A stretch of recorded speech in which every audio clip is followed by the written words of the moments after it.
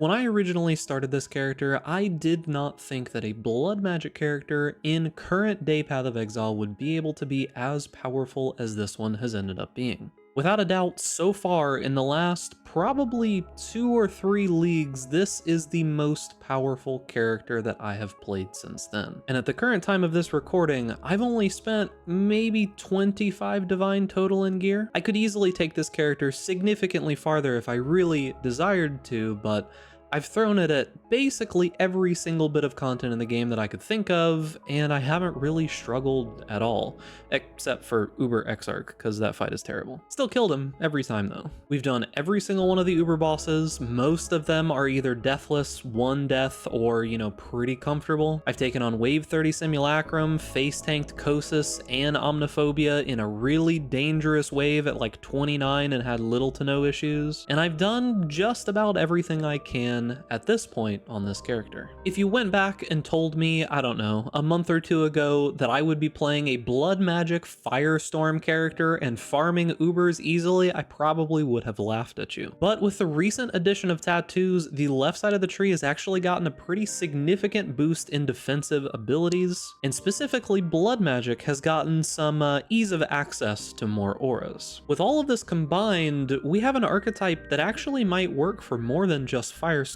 However, I've really wanted to play Firestorm for quite some time, as there's been this meme every single league of buff Firestorm and it's still useless. Well, turns out Firestorm is not really useless anymore. The main thing that this build is utilizing is the Blood Magic Keystone as well as life stacking with Wrathpith Globe. Since we are completely foregoing our mana, we might as well invest pretty heavily in a lot of maximum life, and alongside that a ton of life recovery. This in combination with Wrathpith Globe gives us somewhere in the realm of 450% global spell crit as well as 450% increased spell damage. And with all of the recovery that we do have built into this character, sacrificing 10% of our life every time that we use or trigger a spell is essentially no problem at all. Alongside that, since we are blood magic, we're making use of the Infernal Mantle Widow Silk Robe.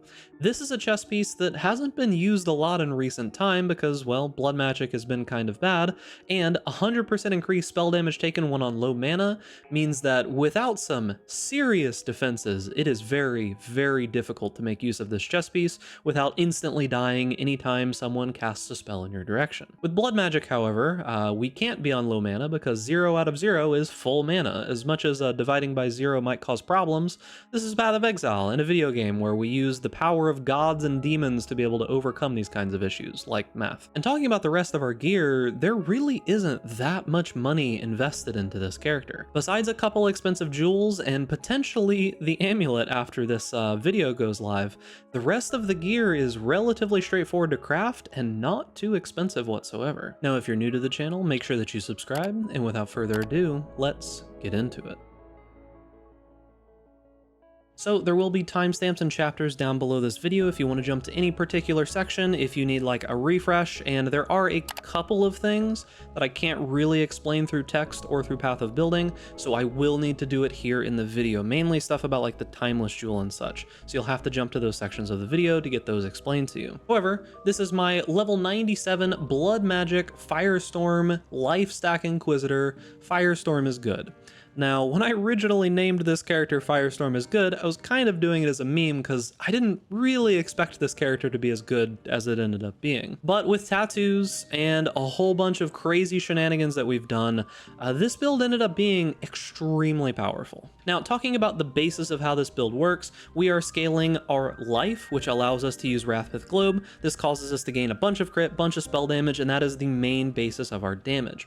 Beyond that, since we are blood magic, we can use Infernal Mantle to completely skip the downside that says increase spell damage taken when on low mana to be able to scale gem levels extremely easily. I am using Replica Dragonfang's Flight. This is not necessary, it is just very nice.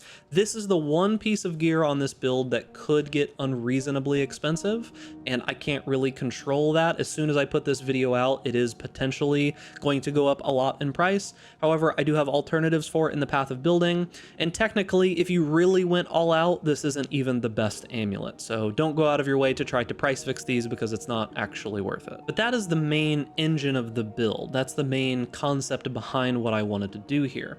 The rest of the gear realistically is just some like life regeneration rate, resistance stuff. There's not a ton else going on here. We have a hunter life belt, life regeneration rate gear, which is relatively straightforward to craft.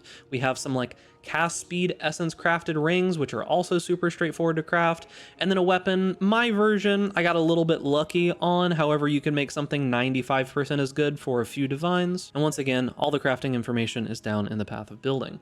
Now because we are using this minimum frenzy charge set of rings, we can use Rotgut. Now initially I wasn't really planning on using Rotgut, but I figured I might as well because I kind of want Onslaught. I didn't get Onslaught on kill boots, and this allows me to have it on a boss.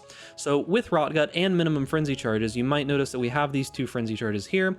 However, when I use Rotgut, it does not eat them, but it still gives us the actual duration of Onslaught. So because this build does crit a decent amount, this flask is up pretty often. The rest of our flasks are just gain charges when hit, and I do have this flask as well. I use the Divine Life Flask on some more frustrating bosses, mainly Cirrus, for Corrupting Blood immunity. For the most part, Corrupting Blood isn't too big of a deal for this build. However, Cirrus Corrupting Blood is a little bit more frustrating. Now, beyond that, we do have quite a few expensive jewels, and we'll talk about the Timeless Jewel at the end of this little jewel section.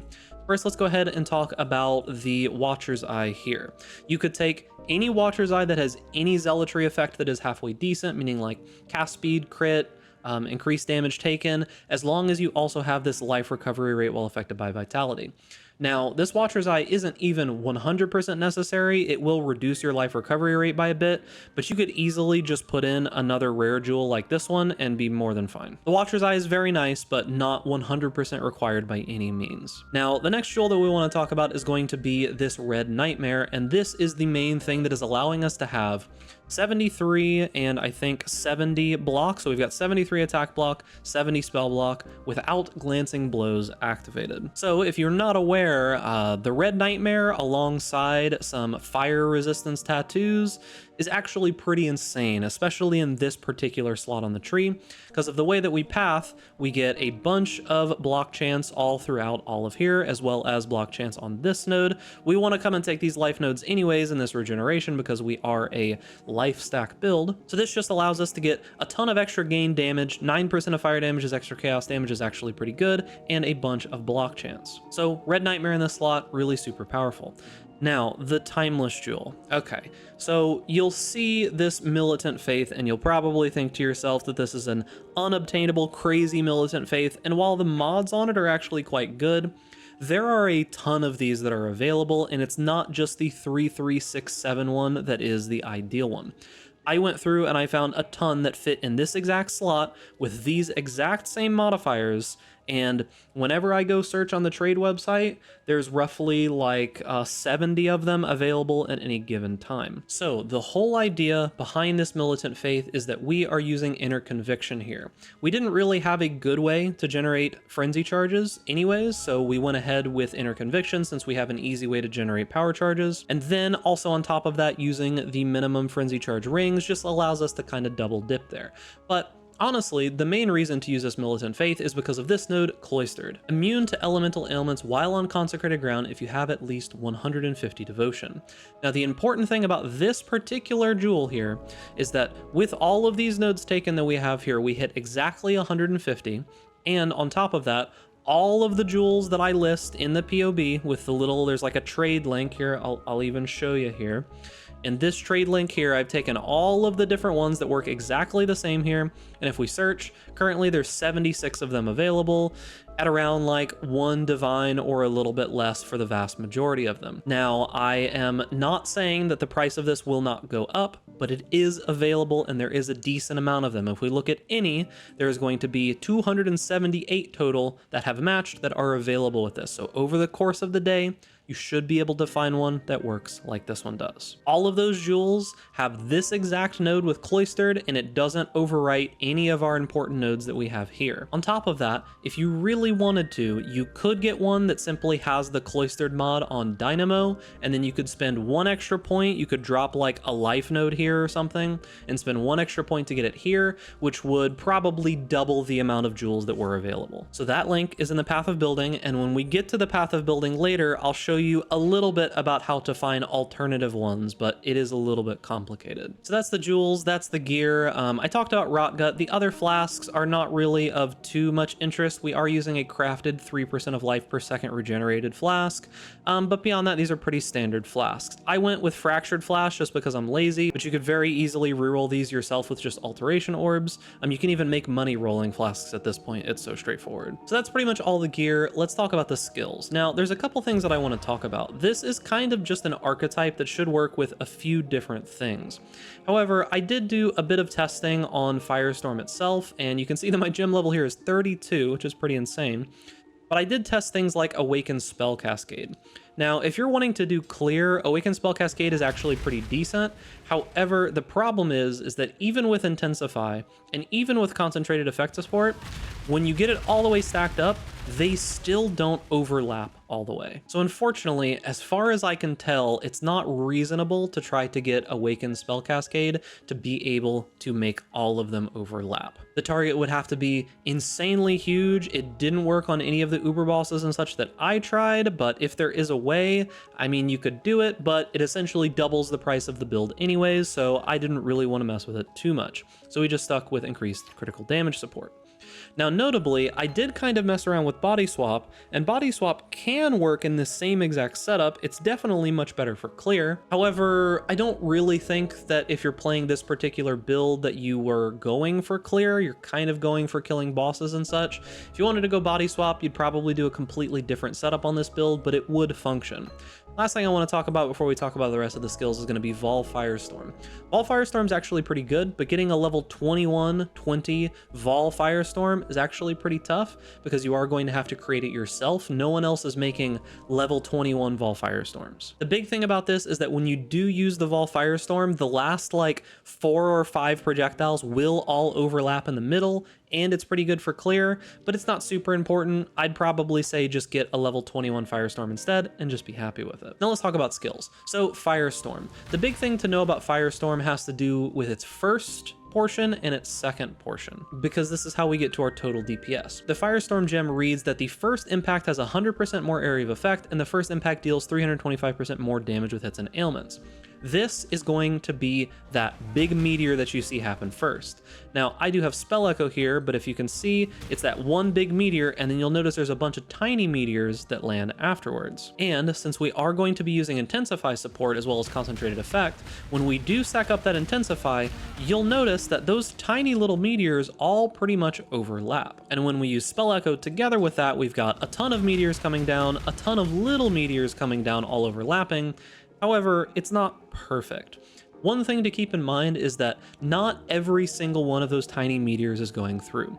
On average, I think that right now, about 4 projectiles are going to be hitting per second with this, because you'll notice that it says maximum 3 firestorms at a time, and that's talking about the secondary effect. So if you look at the line that says 1 impact every 0.15 seconds, that means that you're getting 1 secondary impact every 0.15 seconds, and you can have 3 sets of those going at any time. Because we cast so quickly, when we have everything up, I've kind of reasoned it that per second, you can probably get about 4 impacts total. Because what's going to happen is that as you continue to cast these over and over again, the first Firestorm is going to be overwritten, and it's not going to allow you to just have infinite amounts of Firestorms going at one time. However, one good thing about it is that when you do need to move and leave your Firestorms going, it does actually hit quite a few times while you are in the process of moving. So that's Firestorm. Other abilities, we do use left click Enduring Cry. This is mainly because we do have this keystone here, Call to Arms. We're really close to it, we might as well. We are using Stormbrand, and Stormbrand is doing a lot of work here. So our Stormbrand is our source of Ignite, it is our source of power charges, it is our source of shock, and it is our source of culling strike. It is doing all of those things at one time. Now, the way that we're doing this is that we do have some base ignite chance built into our weapon. You'll see that it has 20% chance to ignite on it. And then we do have a small amount of fire damage added to spells while holding a shield on our Abyss Jewel.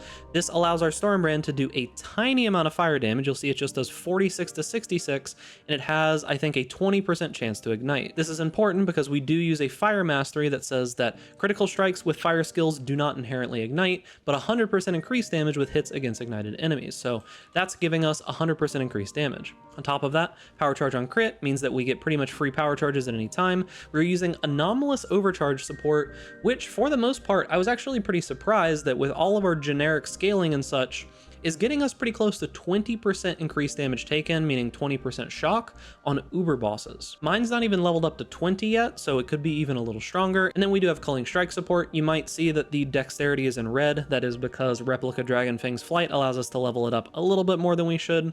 If you didn't have all that dexterity, you could just like lower the level of your faster attacks and lower the level of your culling strike, and you'd be perfectly fine. We do also use Assassin's Mark. This gives us a bunch of extra damage, bunch of crit chance, bunch of crit multi, just a pretty good mark that we can use on bosses. We are using Frostblink as one of our movement skills. Frostblink is notable in that it is the only actual instant movement skill, meaning that you can be casting and Frostblink at the same time in the middle of casting. Like, it doesn't interrupt your casting whatsoever. So you can use this to reposition on bosses, you can use this to like jump gaps, you can use this to do a lot of stuff. Our other movement skill is going to be Shield Charge. This just allows us to get around, and when we do have our flasks up and everything's going, we actually move relatively fast. Without very much investment in movement speed. Beyond that, another pretty important skill is going to be Frost Shield. Frost Shield does a couple of things. Since we are an Inquisitor and we have so much life regeneration as well as energy shield regeneration, we can get this Frost Shield up to maximum stacks almost instantly. And you'll notice that our energy shield doesn't even dip, but it goes up to stack 4 by about a second and a half in. Frost Shield is causing us to gain additional base crit chance as well as giving us a ton of extra maximum effective health pool. So as long as we're standing in this, we are significantly safer from enemies, specifically if they are also not standing in the Frost Shield as well. Beyond that, we do have Righteous Fire. Righteous Fire is an easy shoe-in here. It is going to give us a bunch of more spell damage, and we have so much regeneration that it doesn't really matter whatsoever. As for auras, we do have Vitality, kind of makes sense, works with our Watcher's Eye, as well as gives us just a bunch of regeneration. We do have Petrified Blood. We are a life-based build, and we're reserving our auras. Petrified Blood, as long as we don't reserve over 55% of our life, is also going to give us Overleech, because the only way that you can fill up your life to maximum is going to be with a flask. Most of the time I'm not even using a flask, and anytime you use even one ability, you are going to go under your maximum life pool that Petrified Blood allows you to have. So this allows us to reserve a bunch of our life, still have the same effective health pool as before, and on top of that have Overleech because of our Glove Implicit, which gives us even more recovery than we did before. Beyond that, we are using Tempest Shield. This does grant us 26% block spell damage, which is pretty solid. On top of that, if we could get like just a little bit more life reservation efficiency, we could put Anomalous Overcharge into our Tempest Shield and get some pretty crazy like shocks on bosses, but it seemed a little bit too much to be able to fit in reasonably. And then last but definitely not least, we have Zealotry. This Zealotry is going to be on our Eternal Blessing. Because we have no mana, we are able to just use this for free, essentially. We're reserving all of our auras on our life anyways, so we just get a free Zealotry. This gives us our source of getting Consecrated Ground under enemies, as well as a bunch of more spell damage and a bunch of crit. So that's it for the skills. Let's talk a little bit about the passive tree. Our Ascendancy is the Inquisitor. The main reason that we are going Inquisitor is because of Pious Path here. This is making it so that the effects of Consecrated Ground are going to cause our life regeneration to also recover Energy Shield. And since we are scaling so much life recovery, this is a ton of extra Energy Shield recovery that the build gets on top of that. And of course, just having Consecrated Ground is nice because it gives you like reduced effective curses on you, and it also applies some increased damage here. We do get some crit from Righteous Providence here, although we do change a lot of our stats with tattoos. This is still a decent amount of crit. It does also make us able to just tattoo every single thing on our body because we do get a bunch of base strength and intelligence. And then because we don't really have a lot of room to fit in a bunch of things that like scale down the resistances of enemies, we can use Inevitable Judgment here. We already have 100% crit on single target most of the time anyways, just a good extra damage source. The tree is relatively straightforward. We're just scaling healing as much life as we possibly can, as much block, as much spell block, as much life regeneration, and a few other small minor things. But let's talk about tattoos, and one particular loyalty tattoo. So I already talked about the fire resist tattoos that we're using in this circle. We are using a honored tattoo of the wise. This gives us +1 level of all intelligence skill gems, which helps scales our main skill as well as a bunch of our auras and extra abilities. And then we are using a ton of these life reservation efficiency of skills tattoos. These make it so that we can run all of those auras I told you about before while still being above 55% of our total life pool. These tattoos are enabling us all of those auras, as well as the ability to be able to have overleach from petrified blood. These are very, very powerful, and you essentially put them in every single free strength slot that we possibly can, even this one up here. And we have just enough to be able to fit everything in. On top of that, we are using basically as many of these tattoos of the Velako Shaman as we possibly can to cap off the rest of our spell block. These are just everywhere else that we have intelligence available, just a bunch of spell block. We need our dexterity, so we can't really do anything with our dexterity tattoos. However, there is one additional tattoo, and that's going to be this loyalty tattoo of Kiloava. Now, if we look all the way over here on the right, you'll see this that says Summon Spirit of Kiloava. So what this does is it makes it so that while this minion is available, this buff makes you recover 5% of life, mana, and energy shield when you block, and it has a 20% increased buff effect per allocated Velako tattoo. And you might remember that these block tattoos that I was doing before are all Velako tattoos. We have 1, 2, 3, 4, 5, 6, 7, 8. So we get 160% increased effect of this buff. So that means that we're getting like, I don't know, like 12.5% of our life and energy shield every single time we block while this guy is up. And he spawns when we're fighting unique enemies, so a lot of the time when we're fighting Ubers, we just have a ton of recovery on block, which it's not up all the time, but it's pretty powerful for like a 12-second buff, which, you know, just costs 1 little passive point on our tree. I'd say that's pretty good. Beyond that, it's a pretty standard like life stack, low life kind of build. There's not really too much fanciness going on in here besides those jewels and such, but the build ended up being insanely powerful. I did not expect it to be so comfortable on Ubers. I had little to no problem with them. Most of the time you can survive a bunch of stray hits from the Ubers. A lot of the abilities do essentially nothing to you, like Shaper and the beams and such. I was able to have 3 Shaper beams as well as the like degen puddle effect on me and have absolutely no issues in Ubers. A lot of the time you can tank a bunch of like Shaper's balls to the face.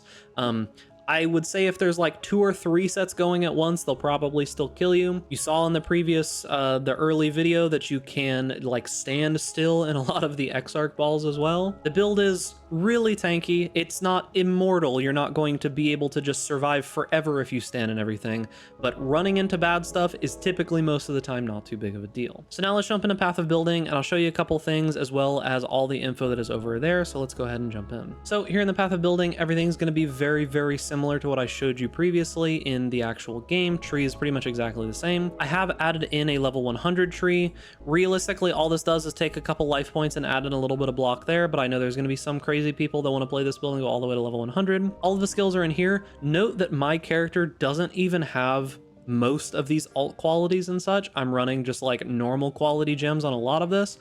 I have added in all of the ones that I think that you should be using. When it comes to the items, these are the items that I suggest that you make. These are not the exact items that I am using. These should be a little bit more straightforward than some of the like randomness that my character encountered. If you're interested in seeing what I do specifically, I do have my full gear set in here. You'll have to scroll down a little bit into here to see some of my jewels that I'm running because those are tree dependent. However, you can see my full set of gear if you're interested in that. One other quick note is, like I said before, if you're not going to use Replica Dragonfang's Flight, you will have to use a different crafted dagger as well as a crafted amulet. This dagger is relatively hard to make, so do be aware. There are crafting notes, which I'll go over here in a second, but this amulet is relatively straightforward, shouldn't be too difficult, but I do suggest using Replica Dragonfang's Flight. Just makes everything a lot easier if it's available and if you can afford it. Now, I do have Flasks activated and everything, because for the most part, you're getting hit relatively frequently, even in Ubers, so a lot of the time these Flasks are actually up. Maybe Rotgut wouldn't be up. You can activate this or not activate this if you want to. That's going to be up to you. But let's go ahead and talk about the notes. Now, as always, always, I do pretty extensive notes. There is a ton of information that I've written in here, but let's go through them quickly. We've got some things to remember, some frequently asked questions. These are going to be things that like little pitfalls that you could fall into with this build. Answers most of that in here. We've got a list of important stats, some stuff that you really should make sure that you have, and then we've got a ton of crafting notes. For pretty much every single piece of gear in here, I've told you how to craft this from the very start. Now, notably, you should go check to see if any of this gear is available on the trade website, because it might be cheaper to just go and buy a random one off the trade website than it is to craft it. But I have put in for every single one of these pieces of gear that you can get exactly what to do to be able to craft it, talking about like how to get the corrupted 6-link infernal mantle, how to craft pretty much every single piece of the gear, all of the flasks, which ones to use, the jewels. And now let's talk about this Dominus Militant Faith. This is the link if you're interested in seeing which timeless jewels work for this build particularly. All of these should work, but please double check the numbers in POB before you just go willy-nilly buy a random one.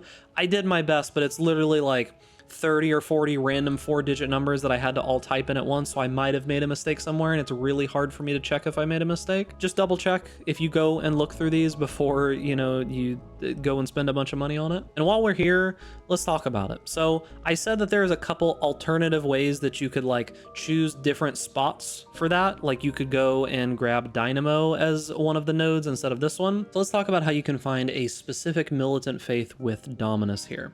So you're going to choose Militant Faith as your jewel. You're going to choose Dominus for Inner Conviction, and you're going to set it to the Eternal Youth jewel slot. Now the way that this is going to work is you're going to need filter nodes on. You're going to search for this Cloistered node. This is the one that gives us, immunity to elemental ailments while on, consecrated ground, which is always for us. And then on top of that, you are going to search for Total Devotion. Now it's important that we do Total Devotion because we need to make sure that the other nodes have devotion on them, which means that they're not going to be overwritten. So when we hit search here, you're going to get this. You're just going to get a ton of these different jewels here, right? Just a whole bunch of different ones. Now you might notice that on the left, the devotion is set to 150. So what's important is that we need to make sure that we have exactly 150 devotion, meaning the only ones that are going to work are going to be these ones right here that show 1 on the left and 150 devotion. Now there is still a ton of these, and you do have to do a decent amount of work to find the specific ones that you're looking for. So when you go through this list, you will go down the list and you'll notice that sometimes it will say specifically expertise has immune to elemental ailments while on consecrated ground, and then devotion is on the rest of those. So if we add in this 2623 here that has 150 devotion and only one of the notables that we're looking for, and we change our Militant Faith to this one that we just got here, it should be exactly the same. This is that 2623 Militant Faith. It is specifically on Cloistered, and it's not overriding any of our other notables that we have here. So the way that you would change this, if you're interested in moving that notable over to Dynamo, if you did want to keep this particular node, like you wanted this Dex node or something, you would leave this slotted in. You would also go ahead and add in Dynamo here. You'd go to Find Timeless Jewel. You would leave this in still, you'd leave this Total Devotion in here, and then you would search one more time. Now, our Total Devotion on the left is 160. So we're going to go down and we're going to look for 160 Devotion, and we're going to look for only when there is one modifier here, and we're going to look for it being on Dynamo. So as we scroll down, we're going to try to find ones that have Dynamo on it. So this one, 8683, should be on Dynamo, and it should leave all the rest of those nodes available. So we'll go ahead here to our Militant Faith, go to 8683, and we will have Cloistered here on Dynamo, and all of these other ones are open and available. So that is how you're going to force this particular Timeless Jewel to not overwrite any of the nodes that you're looking for, while also having a specific node on one area. Now, if we go and look here in the Timeless Jewels, now notably, there are a couple situations where stun locking can be an issue. If you are fighting like an Uber boss, like Searing Exarch is really bad for this, or you're trying to do something like Simulacrum or something, and you don't have a boot enchant that gives you like chance to avoid stun, or you're just getting like perma stun locked by a bunch of enemies, you can change Soul of Lunaris over to Soul of the Brine King if you want to. It will lose you a decent amount of defensives, and it will lose you a decent amount of like movement speed and such while you're moving through a bunch of enemies. However, It's kind of a toss-up. You can use either one that you want to. This will make it so that you cannot be stun-locked. However, most of the time Lunaris ends up feeling a little bit better. And that is going to be it for the video. Hopefully this was in-depth enough. I know that I went over a ton of like really specific, complicated things for this build. However, I kind of had to. That Timeless Jewel is actually really super important for this build, and hopefully you'll be able to figure it out. If not, I've got that link in there that you can just search up, and hopefully the price of those don't go too insane. But yeah, easily the most powerful build that I've played in quite a few leagues for the amount of money that I spent on it, which really feels like nothing in the scheme of things. And I hope that you give it a shot. I hope that you like this kind of playstyle. If you're looking for Firestorm, this is probably the way to play it as of right now. So remember, boys, if you enjoyed this content, make sure to give this video a like, subscribe to the YouTube channel, hit that notification bell to stay up to date with all the latest videos, and stay safe out there in Raid class. And I'll see you guys in the next video.